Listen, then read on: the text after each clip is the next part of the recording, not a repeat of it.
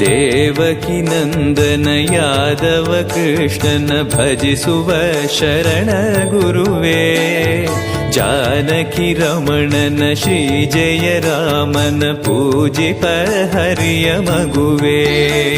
ಮಾಧವನ ಮಧುಸೂದನನ ಆರಾಧಿಪ ನಿಮ್ಮ ನಯನ. ಕೇಶವನ ಹರಿಗೋವಿಂದನ ದಾಸನಾಗಿ ಜನನ. ಪೂಜ್ಯಾಯ ರಾಘವೇಂದ್ರಾಯ ಸತ್ಯಧರ್ಮರತಾಯ ಚ ಭಜತಾಂ ಕಲ್ಪವೃಕ್ಷಾಯ ನಮತಾಂ ಕಾಮಧೇನವೇ.